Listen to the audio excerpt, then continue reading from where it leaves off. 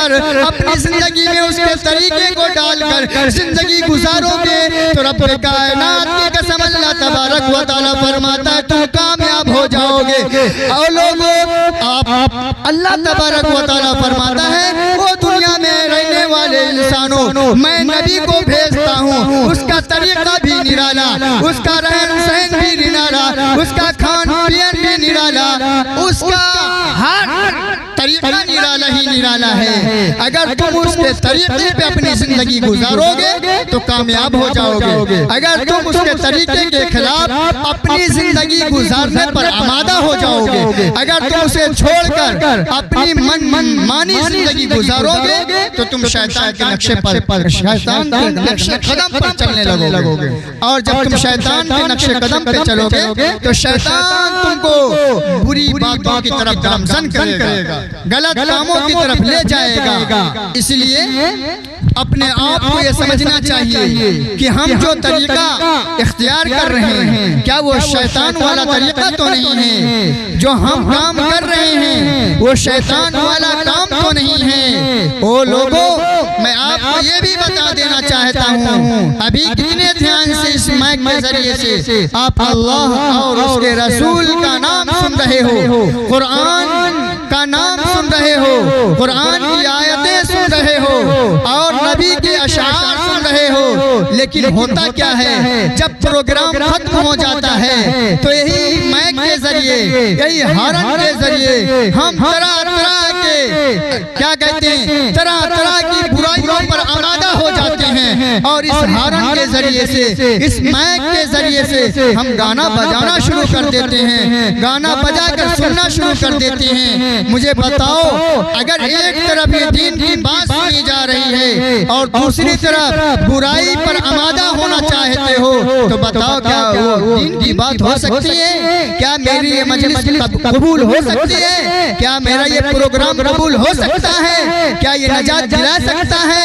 यही तो है अज़ाब का जरिया। इसलिए अपने आप को ये समझिए और बचना चाहिए कि हम जिस जगह पे जिस माइक और हॉर्न के जरिए से नबी का नाम सुन लें उस माइक और हॉर्न पर हम कभी गाना नहीं सुन सकते हैं। जिस हॉर्न और माइक के जरिए से हम कुरान की आयत सुन लें और नबी के अशार सुन लें, हम ईमान वाले हैं, हम कुरान पढ़ने वाले हैं, हम नबी के नाम पर जान देने वाले हैं, हम नबी की शरीयत पर चलने वाले हैं, हम नबी के तरीके को अपनाने वाले हैं, हम कुरान को सीखने और सिखाने वाले हैं। हमारे घरों में कुरान मौजूद है, हमारे सीनों में कुरान मौजूद है, हमारे दिलो दिमाग में कुरान की आयतें बसी हुई है, हमारे आंखों में कुरान का नूर उतरा हुआ है, हमारे लबों पे हमारे पेशानियों में कुरान छुआ हुआ है।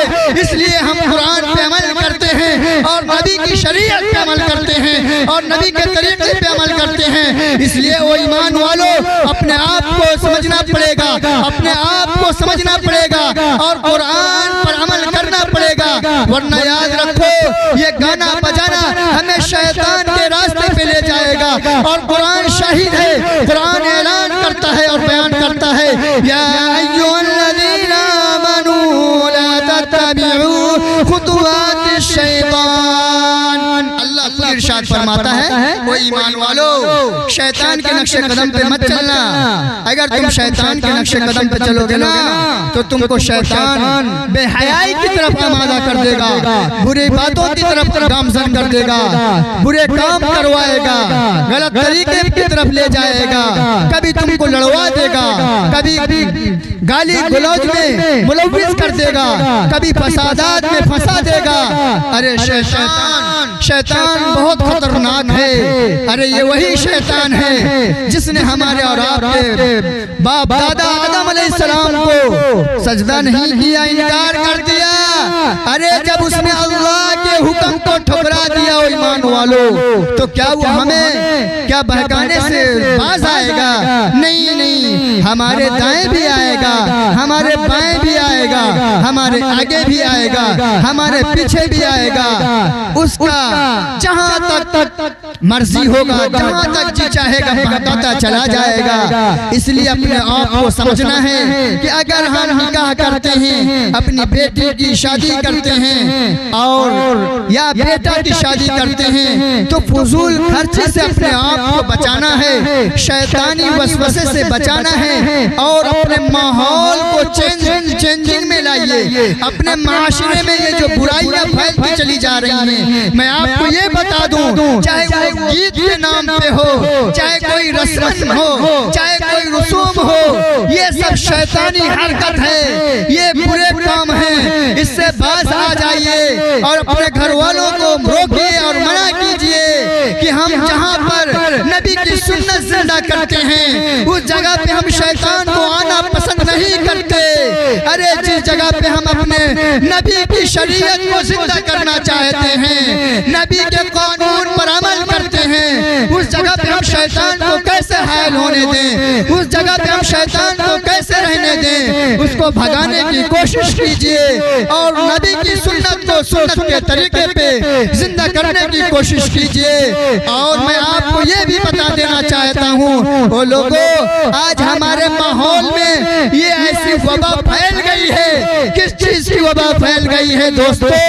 ये जहेज की वबा फैल गई है। अरे आज हमारे पास बेटा होता है तो हम फख्र से कहते हैं कि मेरे घर में मेरा लाल है, मेरे घर में मेरा बेटा है। अरे जिसके पास बेटी है उससे जरा पूछो तो जरा, उसके सीने से पूछो, उसके दिमाग से पूछो, उसके घर में जाकर तन्हाई में उससे पूछो कि जवान बेटी तेरे घर में मौजूद है, बता तेरा क्या हाल है। अरे बेटा जिसके घर में मौजूद है, अरे बेटे वालों, तुमने कैसे ये दौलत को खरीद लिया?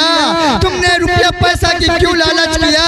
क्या तुम्हारे और तुम्हारी औलाद ने पैसा को कमा कर आपको नहीं दिया? क्या रुपया पैसा आपको नहीं कमा के दिया? क्या आपने कभी रुपये को नहीं देखा? अगर आपने देखा है तो फिर लोगों के सामने कैसे फिर ये भीख मांगनी पड़ी? अरे अगर आपने रुपया पैसा कमाया है, अगर आपकी औलाद ने पैसा कमाया है, तो फिर लोगों के सामने आपको हाथ कैसे फैलाना पड़ा? अरे अफसोस है, अरे ईमान वालों अफसोस है इस बात का। अगर आपने आज इस अपने माहौल में इस चीज को खत्म नहीं कर रहे हो, तो आने वाले वक्त में ऐसा भयानक ये अजाब बनेगा, ऐसा भयानक अजाब बनेगा कि अल्लाह तबारक व तआला तो फरमाता है कि मरने के बाद मैं जहन्नम में तुम्हारे ये माल, तुम्हारी ये जायदाद, तुम्हारे ये जहेज को तुम्हारे गले में तोंक डाल दूंगा, तोंक के तौर पर गले में हाथ बनाकर डाल दूंगा। मैदान महशर के दिन वो हाथ डाला हुआ तू मेरे पास आएगा। अल्लाह तबारक व तआला ये फरमाता है, अरे वो दिन दूर नहीं कि कब्र के अंदर में हमें पहनाया जाएगा। अरे वो दिन दूर नहीं कि हमें सामने लोगों के पहना दिया जाए। अरे अल्लाह का अज़ाब हमारे पास आ जाए। वो दुनिया वालों, वो ईमान वालों, मुसलमानों, वो कलमा पढ़ने वालों, वो नबी के नाम लेने वालों, अपने आप को समझने की कोशिश कीजिए और ये मनहूस जहेज की लानत, मनहूस जहेज को खत्म करने की कोशिश कीजिए। वरना अगर आप मांगते हो तो कभी आपसे मांगा जाएगा।